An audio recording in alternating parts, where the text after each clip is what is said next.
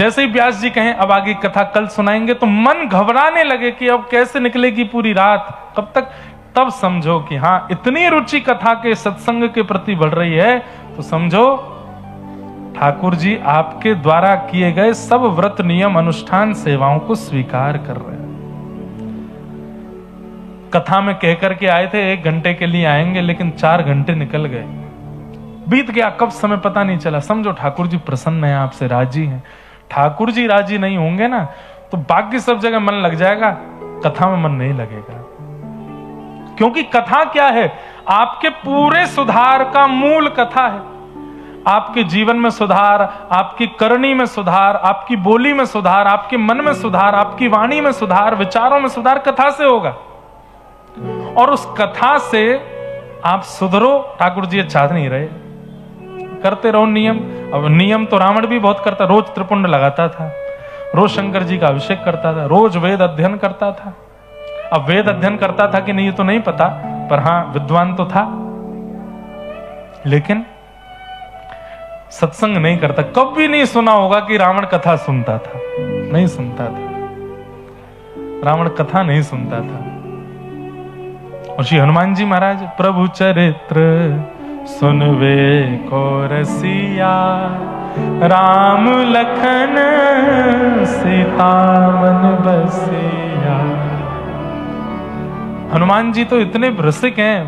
यत्र यत्र रघुनाथ कीर्तनम तत्र तत्र कृतमस्तकांजलिम बाष्पवारी परिपूर्ण लोचनम मारुतिम नमत राक्षसांतकम। एक कथा हमने सुनी थी, एक व्यास जी कथा कर रहे थे, और कथा में कहने लगे कि अशोक वाटिका जब हनुमान जी पहुंचे तो उन्होंने अशोक वाटिका का दृश्य देखा।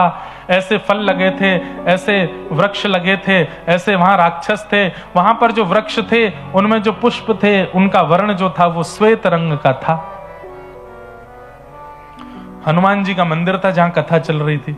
तो जो हनुमान जी अधिकतर ऐसे ही मिलते हैं, हाथ में पर्वत और एक हाथ में गदा, और एक पैर ऊपर को उठा हुआ, चोला चढ़ा। ऐसे ही हनुमान जी के ज्यादातर मंदिर हैं। तो उन हनुमान जी की आंखें मटकने लगी, ऐसे ऐसे करने लगे। श्रोताओं ने कहा, अरे हनुमान जी के नेत्र घूम रहे हैं, शायद हनुमान जी कुछ कह रहे हैं।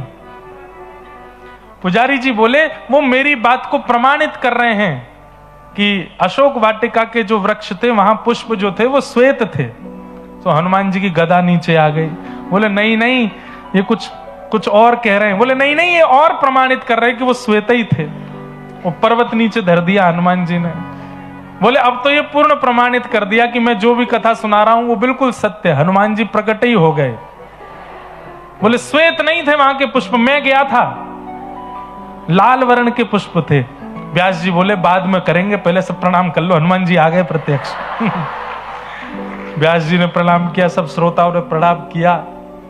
हनुमान जी बोले अब हमसे बात करो। व्यास जी बोले क्या बात है? बोले तुम क्यों कह रहे हो ये? मैं संकेत कर रहा हूं, फिर भी तुम नहीं समझ रहे हो। श्वेत पुष्प नहीं थे, लाल पुष्प थे, लाल पुष्प। मैं गया था अशोक वाटिका, मुझे पता है। व्यास जी बोले देखो बुरा मत मानियो, जय जय, लाखों वर्ष हो गए आपको गए हुए, थोड़ी तो बुद्धि है, भूल जाती है, विस्मृत हो गई होगी आपको। पुष्प तो लाल ही थे। हनुमान जी बोले बड़े हटीले व्यास हो भाई, मैं वहां गया हुआ व्यक्ति, वहां का दृष्टा व्यक्ति बोल रहा हूं कि श्वेत पुष्प थे, और तुम यहां अभी 10, 15, 20, 25, 30 साल पहले तुम्हारा जन्म हुआ है, और तुम यहां अभी कलिकाल के जीव, और तुमको पता है त्रेता में क्या देखा मैंने, बोल रहे हो कि श्वेत पुष्प थे। बोले नहीं, मैं तो अपनी गुरु आज्ञा से बोल रहा हूं, आचार्य आज्ञा से बोल रहा हूं, ग्रंथों में पढ़ करके बोल रहा हूं, पुष्प तो श्वेत ही थे। बोले सब झूठ बोल रहे हैं, मैंने देखा है लाल पुष्प थे।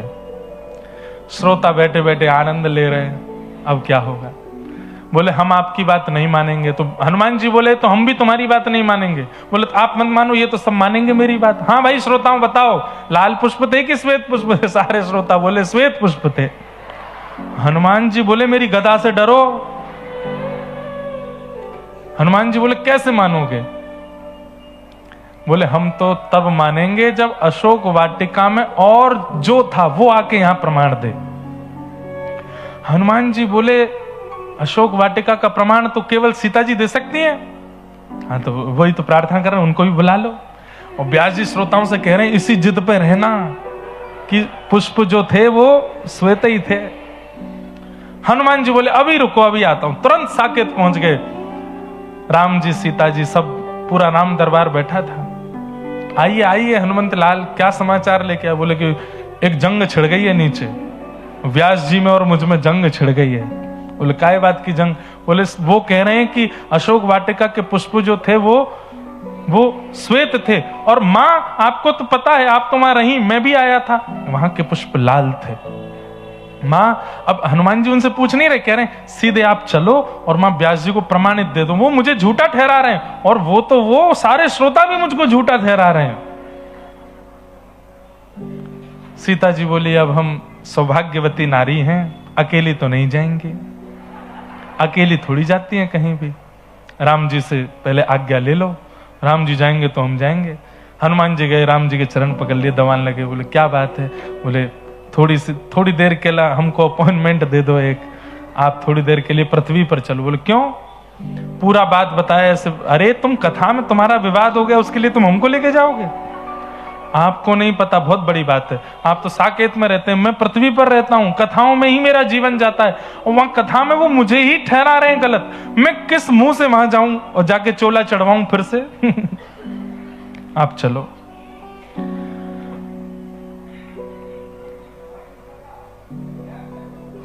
अब राम जी बोले कि हम लखन जी के बिना नहीं जाते, लक्ष्मण जी से आज्ञा ले लो।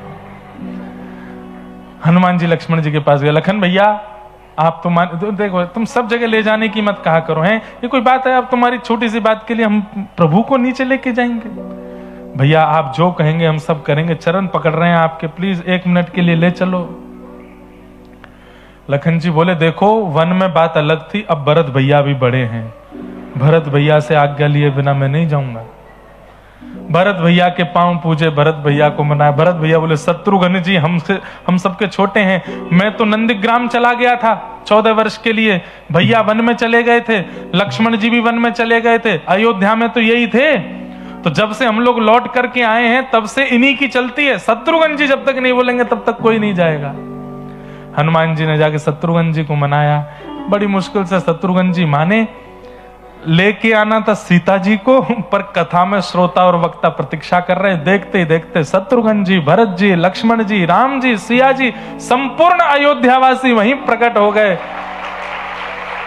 व्यास जी ने सब श्रोताओं को इशारा किया, बोले देखो कथा का फल मिला, ठाकुर जी प्रकट हुए, दर्शन करो, प्रणाम करो। सब आरती उतारी गई, महाआरती हुई महाराज। लाखों की तादाद में लोगों ने राम जी के दर्शन किए। कोई कुछ पवाने लगा, कोई अपने घर से मटरी बना के लाया, लड्डू बना के लाया, पेड़ा बना के लाया।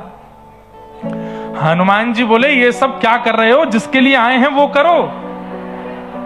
अरे ठाकुर जी इसलिए नहीं आए हैं, ठाकुर जी प्रमाण देने आए हैं।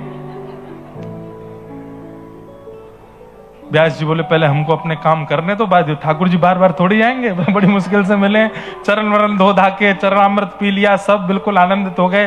व्यास जी दोबारा से व्यासपीठ पे बैठे, श्रोता सब अपने स्थान पे बैठे। हनुमान जी बोले अब प्रमाणित करो। तो व्यास जी ने कहा सियाजू, हम ये निवेदन कर रहे थे कि पुष्प वाटिका के जो अशोक वाटिका के जो पुष्प थे वो श्वेत वर्ण के थे लंका में, पर हनुमान जी लड़ रहे हैं कि वो रक्त वर्ण के थे। अब आप प्रमाणित कर दीजिए वहां के पुष्प कैसे थे। हनुमान जी हंसने लगे, मेरे पक्ष में जाएगी बात तो। सीता जी ने तुरंत कहा लंका की अशोक वाटिका के पुष्प श्वेत ही थे। और जैसे ही कहा श्वेत थे, हनुमान जी के तो नेत्रों में आंसू आ गए। बोले सब मिल गए हो, सब आपस में मिलकर के मेरे पीछे, मुझे वो रक्त वर्ण के दिखे। तब सिया जी ने सिर पर हाथ फेरते हुए कहा पुष्प तो श्वेत ही थे, पर हनुमंत लाल आपने जब वहां आकर के मुझे देखा और अपनी मां को इतनी पीड़ा में और इस प्रकार राक्षसों के घेरे में देखा, तो आपको इतना क्रोध चढ़ा कि आपका संपूर्ण अंग तो लाल हो ही गया, नेत्र भी लाल हो गए। इसलिए आपको हर श्वेत वस्तु में लाल लाल का अनुभव होने लगा। इसलिए गलत आप भी नहीं हो, आपको लाल पुष्प इसलिए दिखे क्योंकि आप बहुत क्रोध में थे, पर वास्तविकता पुष्प तो श्वेत ही थे। हनुमान जी ने व्यासपीठ को प्रणाम किया और सब संपूर्ण राम दरबार को प्रणाम करके कहा, बोले आज एक बात सिद्ध हो गई जिसके लिए मैंने साकेत छोड़ दिया। हनुमान जी साकेत नहीं गए, चारों युग प्रताप तुम्हारा, त्रेता में प्रभु श्री राम लीला करके चले गए, लेकिन आज भी हनुमान जी पृथ्वी पर ही हैं। क्यों? केवल कथा सुनने के लिए। हनुमान जी बोले मैं एक बात तो मान गया, व्यासपीठ पर चाहे जो बैठे, लेकिन वो अपने 4 घंटे के प्रवचन में जो कुछ भी बोलेगा, एक बात तो ऐसी बोलेगा जिससे भगवत प्राप्ति हो जाए। ये बात मैं प्रमाणित मान चुका हूं आज कि व्यासपीठ पर बैठने वाले व्यक्ति के मुख से, भले ही वो प्रपंचों के लिए बैठा हो, आजकल क्योंकि मिलावट व्यासपीठ में भी हो गई है, भले ही वो धन अर्जन करने के लिए बैठा हो, लेकिन उसके मुख से एक बात तो ऐसी व्यासपीठ से निकलेगी ही कि वो किसी का जीवन ठाकुर जी के सन्निधि में ले जाने लायक कर दे। व्यासपीठ के प्रति नतमस्तक हो गए। तो कथा में रुचि बनना, कथा के प्रति प्रेम बढ़ना, इस बात का प्रमाण है कि ठाकुर जी आपसे प्रसन्न हैं, ठाकुर जी आपसे राजी हैं। तभी कथा के प्रति प्रीति बढ़ सकती, नहीं तो कथा के प्रति रुचि नहीं बढ़ सकती।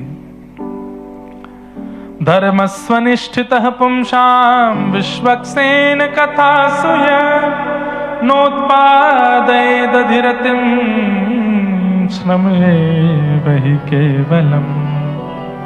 तत्पश्चात सूत जी महाराज ने भगवान के अवतारों का वर्णन किया और अवतारों के वर्णन के बाद श्रीमद् भागवत की रचना क्यों हुई यह विषय बताया। बिल्कुल सावधानी से सब लोग सुनो।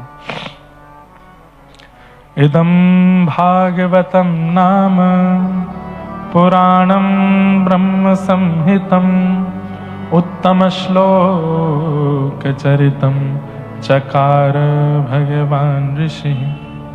ये भागवत नाम का एक पुराण है। श्रीमद् भागवत जी का थोड़ा परिचय सुन लीजिए। महाभारत की कथा आती है भागवत में, वहां तक हम लोग आज का प्रसंग सुने और फिर कल महाभारत के प्रसंग से प्रारंभ करेंगे। इदम भागवतम नाम, ये भागवत नाम का ग्रंथ है। अब थोड़ा भागवत जी का परिचय जान लीजिए। भागवत 4 शब्द हैं। हमारे पूज्य नाना जी पंडित श्री कृष्णलाल शास्त्री जी कलकत्ता बहुत आते थे, कई लोगों ने उनके दर्शन भी किए होंगे। वो भागवत जी का बड़ा सरल अर्थ करते थे। क्या? भागवत भक्ति, ज्ञान, वैराग्य और त्याग, ये 4 भाव मिश्रित होकर के जहां परोसे जाते हों उसको भागवत कहते हैं। भक्ति, ज्ञान, वैराग्य और त्याग, भागवत। 7 दिन तक नियमित रूप से कथा सुनने वाले के चित्त में या तो भक्ति प्रकट हो, और भक्ति प्रकट ना हो तो ज्ञान प्रकट हो, ज्ञान प्रकट ना हो सके तो कम से कम वैराग्य प्रकट हो, और वैराग्य भी प्रकट ना हो सके तो कम से कम त्याग तो जीवन में आवे। सब लोग बिल्कुल सावधानी से बैठो, भाव से सुनो। मंत्र में भक्ति प्रकट हो, यह ठाकुर जी की इच्छा पर निर्भर करता है। यह बात लिख लीजिएगा, आपके चाहने से आप भक्त नहीं बन सकते। अगर आप ठाकुर जी के लिए कभी रो जाते हैं, ठाकुर जी के लिए चित्त में प्रेम है, तो यह बात प्रमाणित है, प्रमाणित है, प्रमाणित है। 3 बार कह रहा हूं मैं, यह बात प्रमाणित है कि आपकी इच्छा से आप प्रेमी भक्त नहीं बने हो, ठाकुर जी की इच्छा से बने हो। भक्ति जीवन में आ जाए बहुत बड़ा सौभाग्य है, क्योंकि ठाकुर जी की इच्छा से भक्त बनता है। भक्ति, ज्ञान जीवन में आ जाए तो यह गुरु की कृपा से होता है, गुरु इच्छा से होता है। गुरु यदि चाह लें तो अपने शिष्य को त्यागी बना देते हैं, ज्ञानी बना देते हैं। तो ठाकुर जी अगर चाह लें तो आपके अंदर भक्ति आ जाएगी, गुरु यदि चाह लें तो आपके अंदर ज्ञान आ जाएगा। तीसरा शब्द आता है व, यानी कि वैराग्य।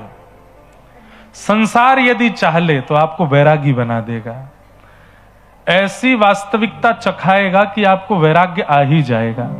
सब अपना रूप दिखाने लग जाएं, पत्नी अपना रूप दिखा दे, बच्चे अपना रूप दिखा दें, फूफा जी, बुआ जी, चाचा चाची, पड़ोसी सारे आपके प्रेमी मित्रजन अपना अपना रूप दिखा दें, वास्तविक रूप दिखा दें, तो वैराग्य आ जाएगा। संसार यदि चाह ले तो आपको वैराग्य दिला देगा, और आप यदि चाह लो तो आप त्यागी बन सकते हो। ये 4 बातें हमने बताई। भागवत, ठाकुर जी चाहेंगे तो भक्ति आएगी, गुरु यदि चाहेंगे तो ज्ञान आएगा, संसार यदि चाह ले तो वैराग्य दिखा देगा, और आप यदि चाहोगे तो त्याग आ सकता है। कैसा त्याग? हरि विमुख वस्तुओं का त्याग। आज कम से कम एक नियम तो आप धारण कर लीजिए कि जो हरि के नहीं है वो हमारे नहीं है। चाहे वो वस्तु हो, चाहे वो व्यक्ति हो, चाहे वो वस्त्र हो, चाहे वो स्थान हो, चाहे वो भोजन हो, चाहे वो पीने का पेय पदार्थ हो, चाहे वो देखने की वस्तु हो, चाहे वो सुनने की वस्तु हो, जो हरि संबंधी नहीं है उससे हमारा कोई संबंध नहीं। जो हरि संबंधी नहीं, जो राष्ट्र संबंधी नहीं, उससे हमारा कोई, उसका हम त्याग कर देंगे। ये आपके चाहने से हो सकता है। सूरदास जी का एक बड़ा प्रसिद्ध पद है, तजोरे मन हरि विमुखन को संग, तजोरे मन हरि विमुखन को संग, जाके संग कुमति उपजत है, जाके संग कुमति उपजत है, पड़त भजन में भंग। हाँ, पड़त भजन में भंग, तजोरे मन हरि विमुखन को संग, तजोरे मन हरि विमुखन को संग। उस मित्र का त्याग कर दीजिए जो कथा सुनने से रोकता हो। उस परिवारी का त्याग कर दो जो महाप्रसाद जगन्नाथ जी का पाने से आपको रोकता हो। हमको बोलने में संकोच नहीं है, आपको सुनने में हो सकता है। वो पत्नी और पति भी योग्य नहीं है जो जगन्नाथ जी के दर्शन से रोकते हो। अच्छा, अब इसमें भी बात है, त्याग कैसे करें? त्याग का मतलब बहुत बड़ी बात है कि त्याग शरीर से हो वो श्रेष्ठ नहीं है, त्याग तो मन से होता है। कई बार आज भी आप लोग ऐसे ऐसे लोगों का संग कर रहे हो जिनको आप मन से त्याग चुके हो, लेकिन शरीर से आपको रहना पड़ता है साथ में।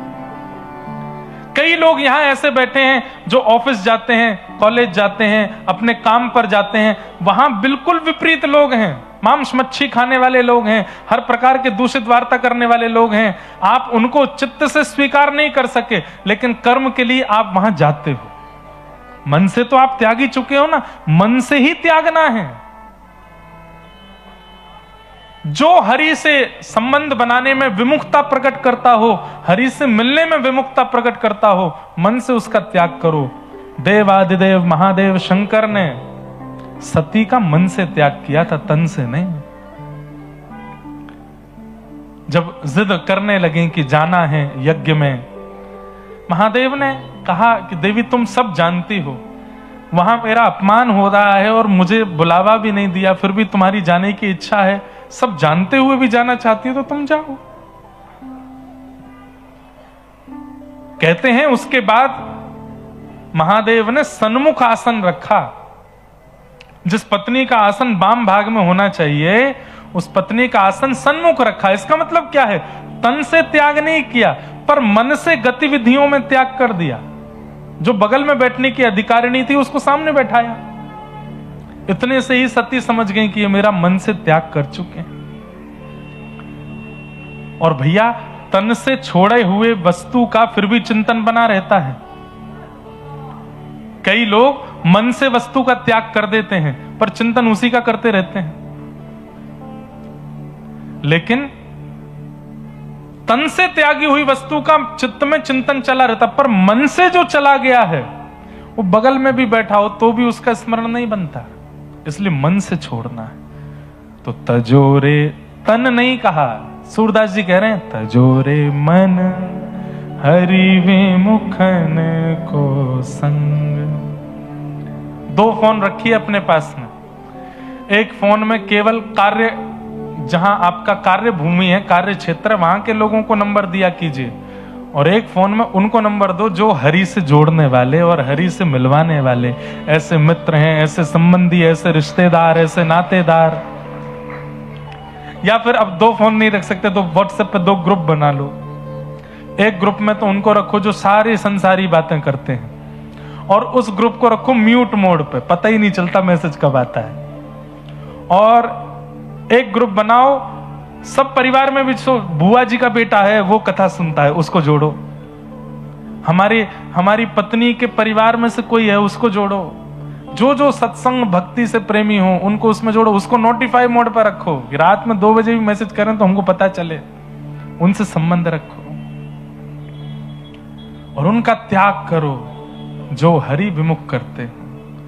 जाके संग कुमति उपजत है, जाके संग कुमति उपजत है, पड़त भजन में भंग। हाँ, पड़त भजन में। और एक कितनी अच्छी पंक्ति है, कहा होत पे पान कराए, कहा होत पे पान कराए। दूध को पय बोलते हैं। विष नहीं तजत भुजंग। हाँ, विष नहीं तजत। अरे हरि विमुख करने वाले कौन है? बोले सब भुजंग हैं। भुजंग मतलब सर्प हैं। इनको भी कितना भी प्रेम का दूध पिलाते रहो, ये विष ही उगलेंगे मुख से। तजोरे मन हरि विमुखन को संग, तजोरे मन। और अंतिम पंक्ति तो और भी सुंदर है। क्या? सूरदास कारी कामर पे, सूरदास कारी कामर पे। हो चढ़े न दूजो रंग। हाँ, चढ़े न दूजो रंग। हमारे ब्रज में होली चल रही है, शुरू हो गई कल से। ठाकुर जी को रंग लगाते हैं गालों पे।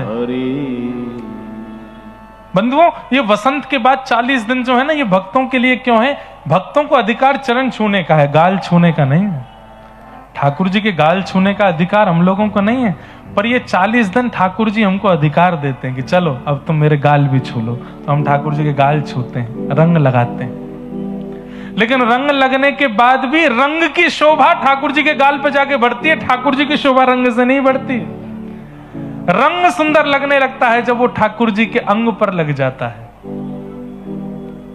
ठाकुर जी की शोभा नहीं, क्योंकि वो कारे हैं। उनका रंग जिस पर चढ़ता पर उस पर दूसरा रंग नहीं चढ़ता। सूरदास कारी कामर पे, सूरदास कारी कामर पे।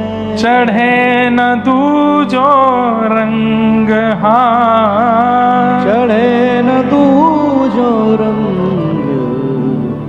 तजोरे मन हरि विमुखन को संग, तजोरे मन हरि विमुख। तो भैया, भक्ति ठाकुर जी की इच्छा से आएगी, ज्ञान गुरु की इच्छा से आएगा, वैराग्य संसार चाह ले तो आएगा, लेकिन त्याग आपके अधिकार में है।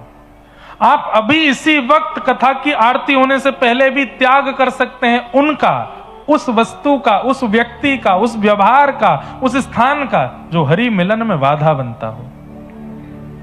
अभी विचार करो, ऐसी कौन सी क्रिया है जिसकी वजह से भजन में विक्षेप आता है? उस क्रिया का आज ही त्याग करो। ऐसा कौन सा व्यक्ति है जिसके सन्मुख आते ही विषाद आ जाते हैं चित्त में, ठाकुर जी की स्मृति नहीं होती? उसका त्याग करो। तजोरे मन हरि विमुखन को संग। तो भागवत के ये 4 अक्षर हैं जिसमें अधिकार आपका त्याग के ऊपर है। बाकियों की आप कामना कर सकते हो, ठाकुर जी चाहे, गुरु चाहे, संसार चाहे, तो ये तीनों भी आ जाएंगे। त्याग आपके अधिकार में।